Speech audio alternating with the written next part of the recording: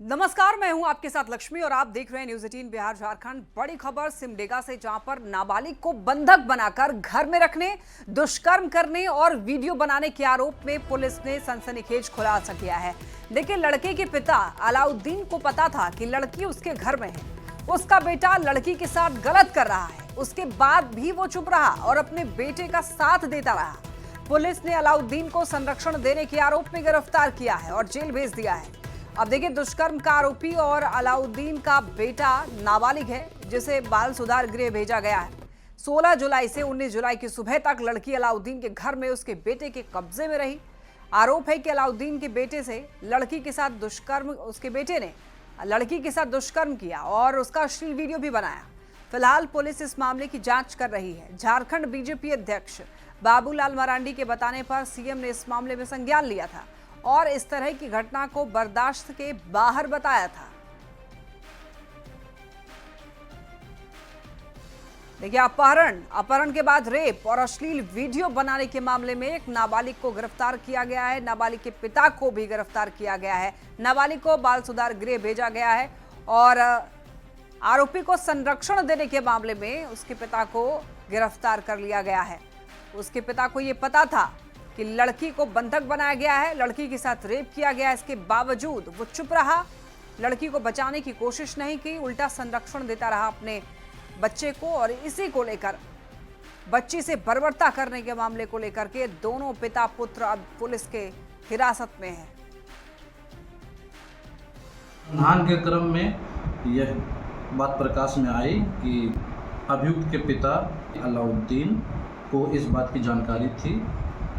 उनके संरक्षण ने इस घटना को अंजाम दिया, जिसको दिनांक 23/7/2025 को गिरफ्तार कर न्यायिक हिरासत में भेजा गया।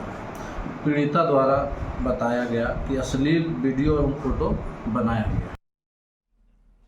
बड़ी खबर चतरा से, जहां पर वन भूमि पर अवैध कब्जा हटाने पहुंची वन विभाग की टीम पर लोगों ने हमला कर दिया। कई वनकर्मी को चोट लगी है। जंगल की जमीन पर अतिक्रमण के आरोपी महेश बांडो को वन विभाग की टीम ने गिरफ्तार किया था और इसे लेकर वनकर्मी मेडिकल कराने के लिए सदर अस्पताल पहुंचे थे। इसी दौरान लाठी डंडों से लैस दर्जनों की संख्या में महेश बांडो के समर्थकों ने वनकर्मियों पर हमला कर दिया। मारपीट के बीच आरोपी महेश को लोगों ने हथकड़ी वहां से छुड़ा ले गए।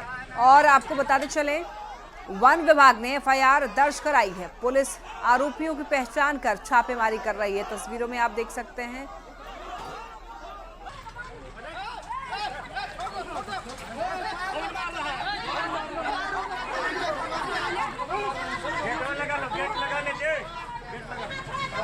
ये जो प्रोसेस होता है उसी के तहत यहाँ मेडिकल कराने लाए थे। तो मेडिकल कराने में फिर उसने या उसके आदमी जो थे यहाँ पे वो सबको फोन कर दिए, बुला लिया और 50-60 महिलाएं आ गई और हम लोग के साथ फिर वही लक्का धक्की करने लगे, गाली गलौज मारपीट भी की है, सबके हाथ में नोच नाच करी है और उसके बाद फिर हथकड़ी सहित जो है वो जो है यहाँ से भाग गया।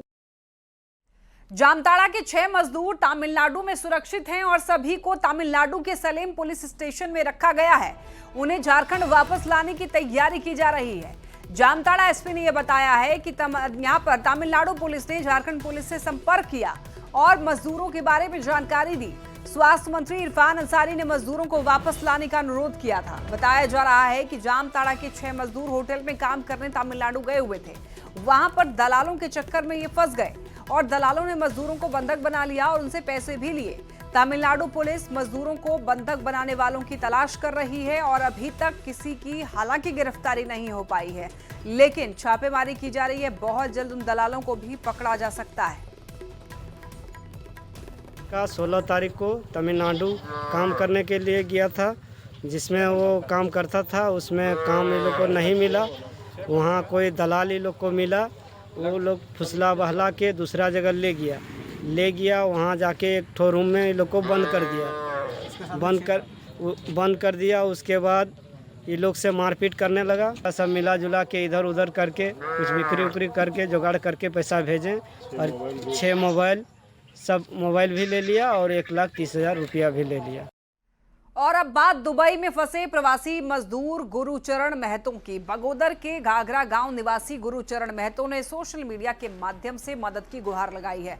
बताया जा रहा है कि दुबई में जिस कंपनी में वो काम करते हैं वो 3 महीने से वेतन नहीं दे रही।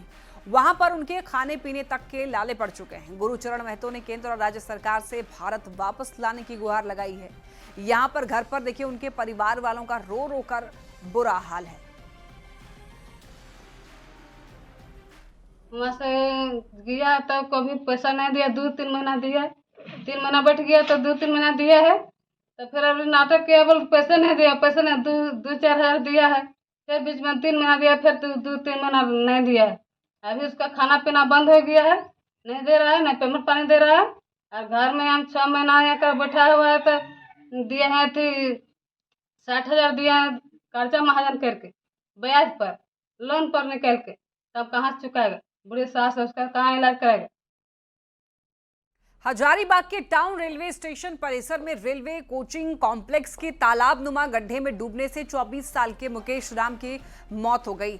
हालांकि वो इस गड्ढे में कैसे डूबा इसकी जानकारी अभी तक साफ नहीं हो पाई है। स्थानीय लोगों का ये आरोप है कि कोचिंग कॉम्प्लेक्स बना रहे कृष्ण कंस्ट्रक्शन की ओर से घोर लापरवाही बरती गई। 10 से 12 फीट का गड्ढा खोद दिया गया, लेकिन सुरक्षा के वहां पर कोई उपाय नहीं किए गए। परिजन 20 लाख रुपए मुआवजे की मांग कर रहे हैं। साथ ही कोचिंग कॉम्प्लेक्स बनाने वाले ठेकेदार पर कार्रवाई की भी मांग कर रहे हैं। बार बार रोड में जो गड़ा खोला रोड के कोना पर होने की वजह से तो यहाँ पे गाड़ी उड़ी डूबते रहता है। बैल भी डूब गया था, उसको निकाले हैं। और अभी जिस तरह से गड़ा खोल के खोला, आए दिन यहाँ मौत को दावत मिलता है हर एक दिन। इसकी सूचना देने के बावजूद भी रेलवे ठेकेदार अभी तक तो चुपचाप है और उसको बार बार से फोन में बात किया जाता है तो एक ही बात बोलता है, मरता है तो मरने दो। ऐसा स्थिति आ गया है कि मुकेश कुमार नामक एक व्यक्ति है, इसमें डूबने से उसका मौत हो गया है। ये मौत का कुआं बना दिया है और आपके माध्यम से हम ठेकेदार से मांग करते हैं कि इसको 10 लाख रुपए मुआवजा दे और एक इसका कम से कम काम करने के लिए घर का लोगों को इसको यहाँ रोजगार दे इसको।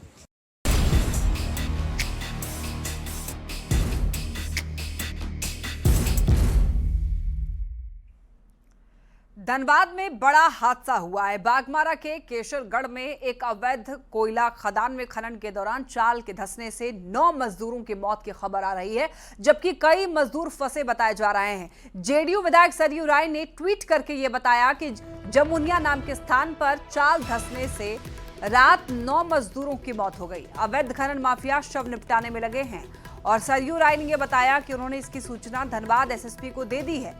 प्रत्यक्षदर्शियों के अनुसार चुनचुन नाम का खनन माफिया प्रभावशाली संरक्षण में अवैध खनन करा रहा था। इस घटना के बाद इलाके में हड़कंप मच गया है।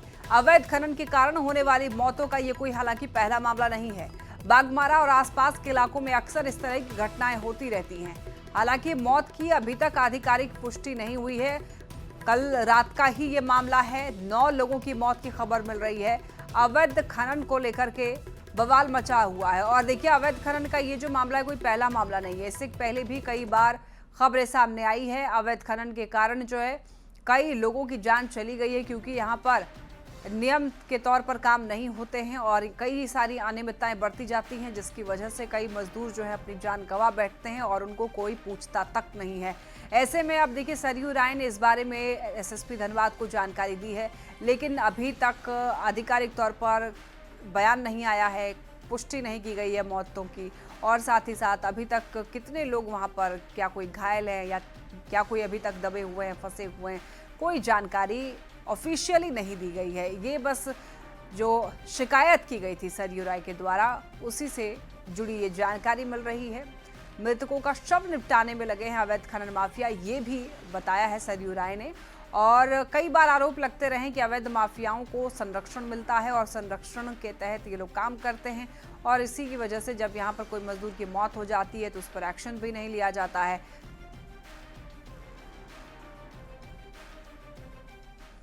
खनन चरम पर पहुंच गया है साहब, और जो अवैध खनन के कारण विशेषकर धनबाद इलाके में लगातार चालें धंस रही हैं।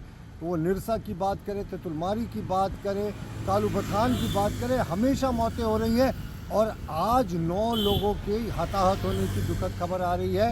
हम इस पूरे मामले की सीबीआई जांच की मांग करते हैं। कैसे भी हो ऐसी वारदात को रोकना होगा। क्योंकि मालामाल तो जो माफिया हैं वो होते हैं और जान जाती है गरीब मजदूरों की। गरीबी इस कदर हावी है उस क्षेत्र में कि लोग 200, 400, 500 की दिहाड़ी में ये सब काम करते हैं और अंततः क्या कुछ होता है आप देख रहे हैं। तो बहुत ही दुखद है, ऐसी घटना की पुनरावृत्ति आगे न हो। कोल कंपनियां भी सचेत रहें और मैं पुलिस प्रशासन से भी आग्रह करूंगा कि थोड़ा सख्ती आवश्यक। अब इसके बाद देखिए कई सारे सवाल उठने शुरू हो चुके हैं। सवाल ये कि आखिर अवैध खनन पर रोक क्यों नहीं लग रही है और बार बार मौत के बाद भी सबक क्यों नहीं लिया जा रहा है। अवैध खनन मौत को निमंत्रण देता है, इसके बावजूद यहां पर किसी भी प्रकार का कहें तो यहां पर अवैध खनन पर रोक नहीं लगती है, सबक भी नहीं लिया जाता है। खनन माफिया को आखिर किसका संरक्षण मिल रहा है, ये सवाल उठ रहे हैं। और सवाल ये भी कि पुलिस अवैध खनन पर रोक क्यों नहीं लगा पा रही है, कोल कंपनियां निगरानी क्यों नहीं करती हैं और स्थानीय लोगों को क्यों जागरूक नहीं किया जा रहा है। ऐसे तमाम सुलगते सवाल न्यूज़ 18 पूछता है। अवैध खनन को लेकर के कोल कंपनियां आखिर निगरानी क्यों नहीं करती है।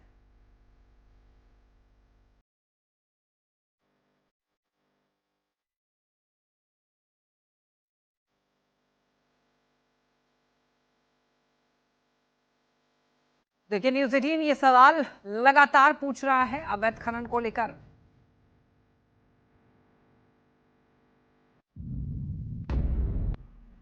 बागमारा थाना क्षेत्र के केसरगढ़ में अवैध माइनिंग के दौरान चाल धंसने की बातें कही जा रही है और इस घटना में 9 मजदूर जो है तो दब गए थे और जिसके बाद उनकी मौत होने की भी बात कही जा रही है।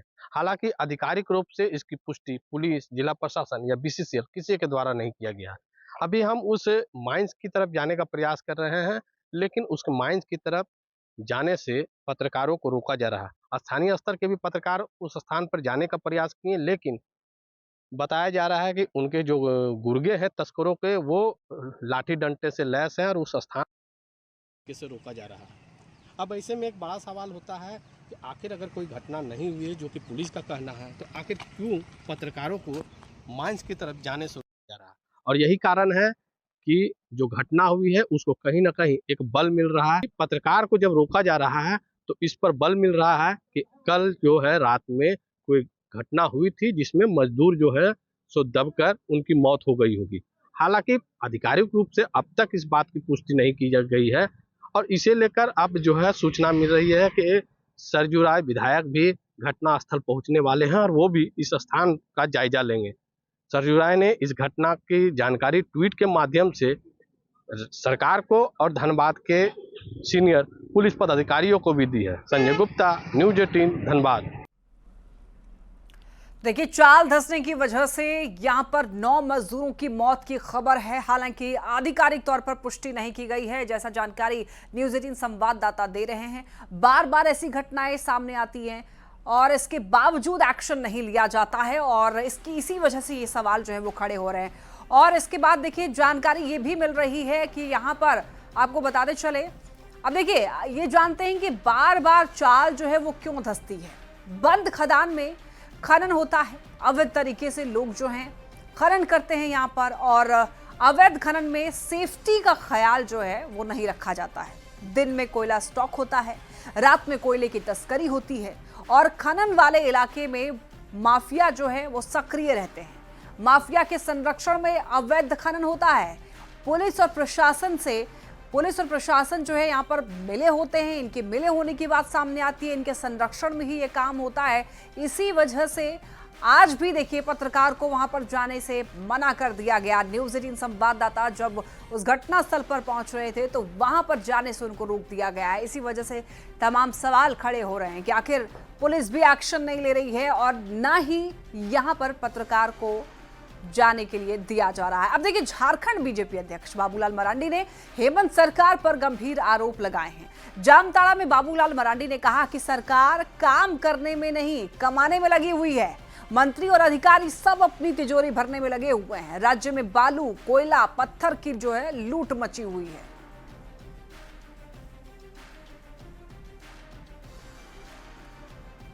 तो देखिए, बाबूलाल मरांडी ने एक बड़ा आरोप लगा दिया है सरकार को लेकर कि सरकार काम करने में नहीं कमाने में जुटी हुई है। मंत्री और अधिकारी सब जो है अपनी अपनी तिजोरी भर रहे हैं। राज्य में बालू हो, कोयला हो, पत्थर हो, सबकी लूट मची हुई है, सबकी अवैध तस्करी होती है, सरकार का संरक्षण मिलता है। क्योंकि सरकार ही अपने आप में एक मुद्दा है।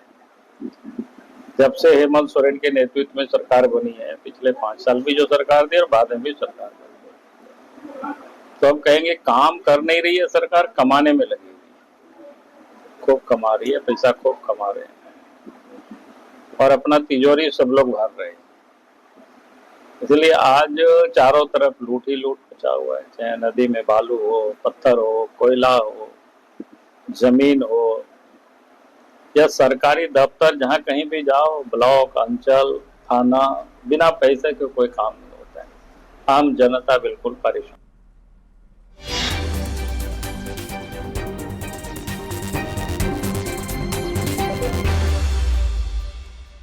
झारखंड हाईकोर्ट के नवनियुक्त मुख्य न्यायाधीश जस्टिस तरलोक सिंह चौहान आज राजभवन की बिरसा मंडप में आज यहां पर पद और गोपनीयता की शपथ ली। राज्यपाल संतोष गंगवार उन्हें शपथ दिलाई और इस मौके पर मुख्यमंत्री हेमंत सोरेन और झारखंड हाईकोर्ट के दूसरे जज, वरिष्ठ अधिकारी, वकील और गणमान्य लोग यहां पर मौजूद रहे। शपथ ग्रहण कार्यक्रम में जस्टिस चौहान के परिवार सदस्य भी वहां पर मौजूद रहे। जस्टिस चौहान झारखंड हाईकोर्ट के 17वें मुख्य न्यायाधीश बने हैं।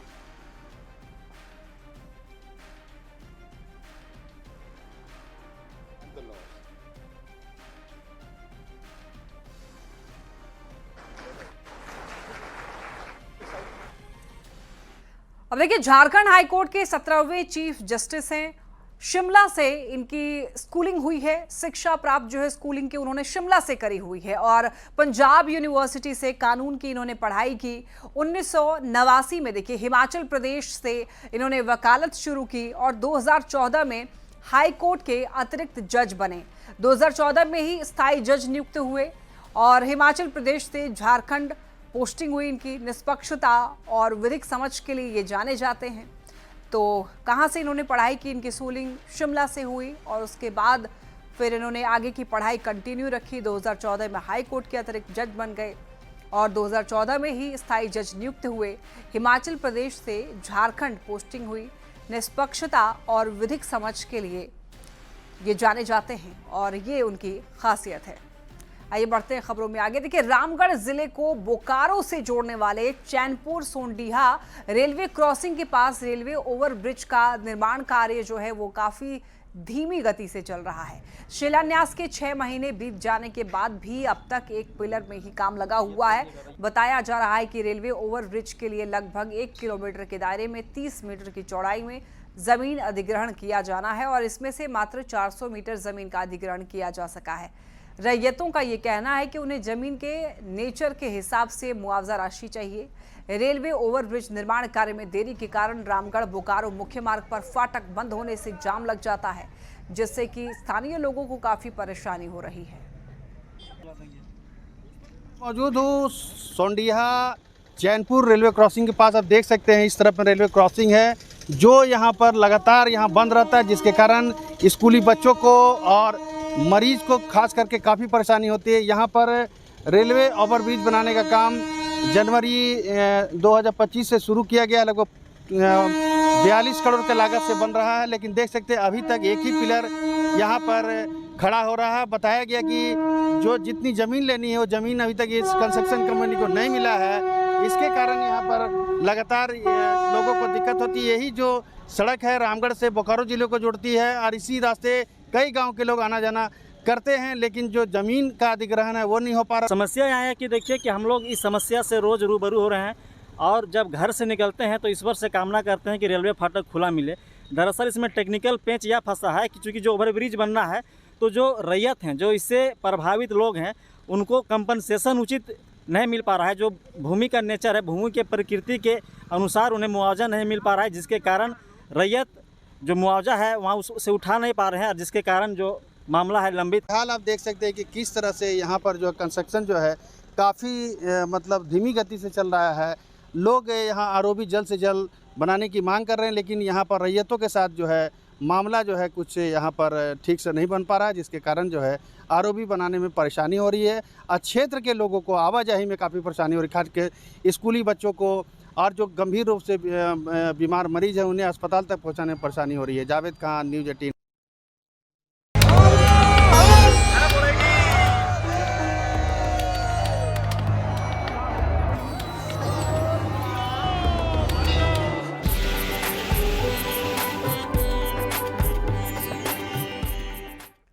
देवघर के बाबा धाम वैद्यनाथ धाम में सावन के महीने में कांवरिया काफी आकर्षक कांवर लेकर के पहुंच रहे हैं। कांवरिया पथ पर आकर्षित कांवर जो है कांवरियों को आकर्षित भी कर रही है। पटना से 300 कांवरियों का जत्था लगभग 54 फीट के कांवर को लेकर बाबा धाम पहुंच रहे हैं और इस कांवर में देखिए कई कलाकृतियां जो है वो बनी हुई हैं जो कि काफी मनमोहक भी है और आने जाने वाली कांवरियों को अपनी ओर आकर्षित कर रहे हैं।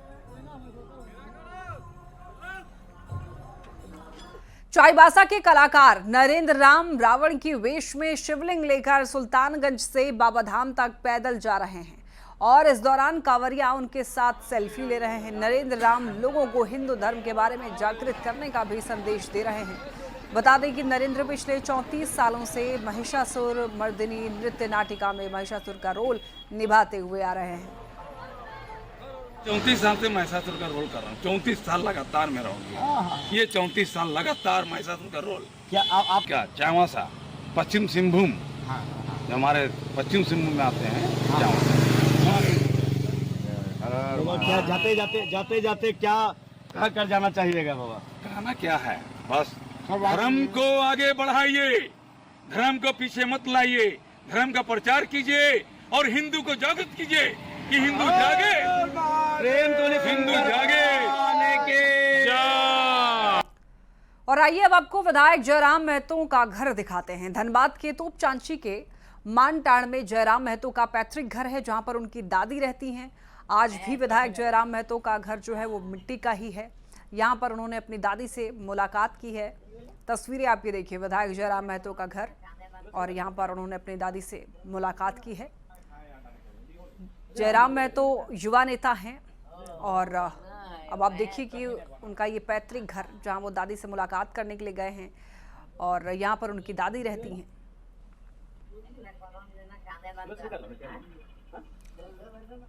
और इसी के साथ खबरें लगातार जारी है। आप देखते रहिए न्यूज़ 18 बिहार झारखंड।